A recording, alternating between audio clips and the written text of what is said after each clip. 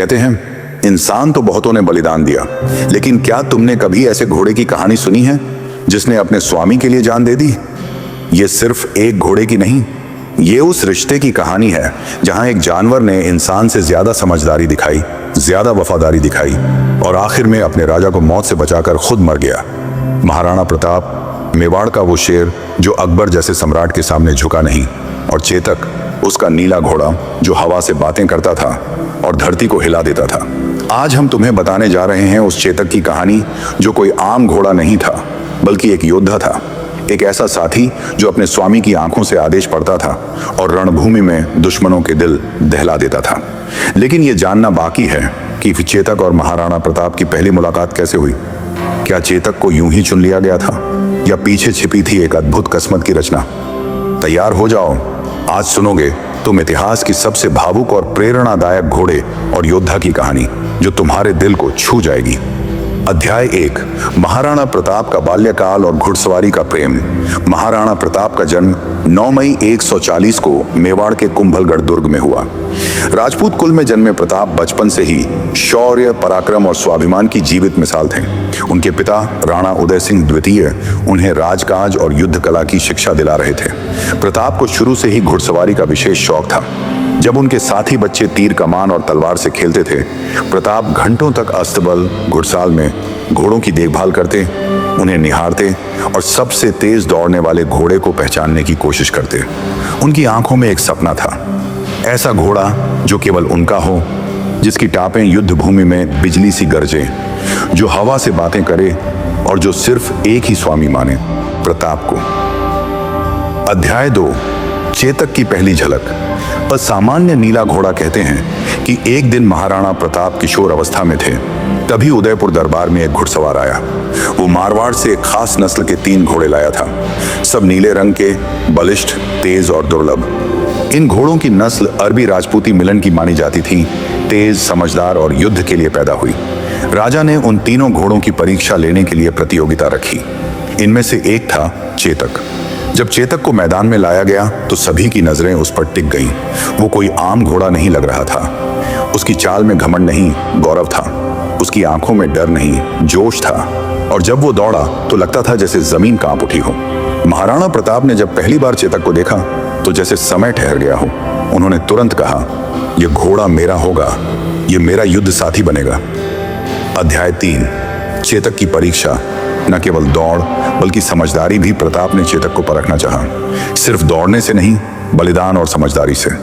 उन्होंने चेतक के सामने कई बाधाएं रखी, तेज चढ़ाई, गहरे खड्ड, चलती हुई नदी के आर पार छलांग और फिर झूठे हमले। हर बार चेतक ने बिना डरे, बिना झिझके हर परीक्षा पास की। और जब प्रताप ने उस पर सवार होकर एक नकली युद्ध किया तो चेतक ने उस युद्ध को जीत दिला दी, बिना एक भी सैनिक की मदद के। तभी प्रताप बोले, ये चेतक नहीं, ये तो मेरी आत्मा है, अब से यह सिर्फ मेरा है। अध्याय 4, चेतक का प्रशिक्षण। स्वामी के इशारे पर दौड़ने वाला योद्धा महाराणा प्रताप ने चेतक को युद्ध के लिए विशेष रूप से तैयार किया। उन्होंने उसे अपनी भाषा सिखाई, सीटी, हाथ के इशारे, आंखों की मुद्रा और घुटनों के दबाव से चलने की कला। धीरे धीरे चेतक इतना प्रशिक्षित हो गया कि वो बिना लगाम, बिना चाबुक, सिर्फ प्रताप की भावना से समझ जाता था कि क्या करना है। जब युद्ध की तैयारी होती तो चेतक सबसे पहले सजता। जब युद्ध भूमि में रणभेरी बजती तो चेतक की टापों से धरती कांपती। वो अब केवल एक घोड़ा नहीं, मेवाड़ की आत्मा बन गया था। अध्याय 5, हल्दी घाटी युद्ध से पहले। चेतक और प्रताप की अमिट जोड़ी 1576 में जब मुगल बादशाह अकबर ने मेवाड़ पर चढ़ाई की तो प्रताप और चेतक की जोड़ी हर सैनिक के लिए प्रेरणा बन चुकी थी। युद्ध की पूर्व संध्या पर प्रताप ने चेतक से कहा, कल की लड़ाई हमारे भाग्य की नहीं, मेवाड़ की आन बान शान की लड़ाई है। अगर मैं गिरूं तो मुझे उठाकर ले जाना, लेकिन अगर तू गिरे तो मैं दुश्मनों के बीच जाकर तुझे वापस लाऊंगा। उस रात चेतक शांत नहीं था, उसकी आंखों में भी रणभेरी थी। वो समझ चुका था कि सुबह इतिहास लिखा जाएगा, या तो विजय का या बलिदान का।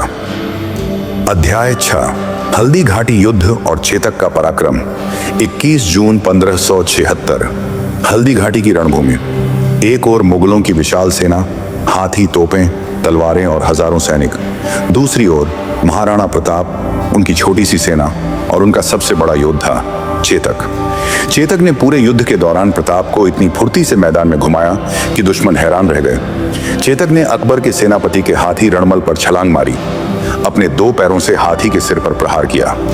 यह दृश्य इतना भयानक था कि मुगल सेना में भगदड़ मच गई। लेकिन इस साहसिक कदम के दौरान चेतक के पैर में गहरा जख्म हो गया, खून बह रहा था, लेकिन चेतक रुका नहीं। अध्याय 7, अंतिम यात्रा, चेतक का बलिदान।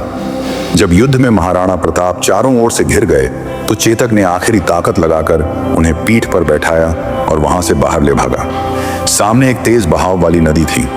घायल चेतक ने पूरी ताकत से छलांग लगाई और प्रताप को नदी पार करा दी। नदी के उस पार पहुंचकर जब प्रताप नीचे उतरे तो चेतक लड़खड़ाया। एक नजर अपने स्वामी को देखा और धरती पर गिर पड़ा। उसकी आंखें बंद हो गईं, लेकिन उसमें एक संतोष था। उसने अपने राजा को बचा लिया।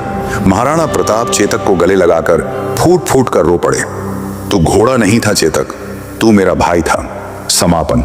चेतक सिर्फ घोड़ा नहीं, इतिहास की आत्मा आज भी चेतक की समाधि राजसमंद जिले के हल्दी घाटी में स्थित है। लोग श्रद्धा से वहां माथा टेकते हैं। कोई उसे घोड़ा नहीं कहता, उसे वीर चेतक कहा जाता है।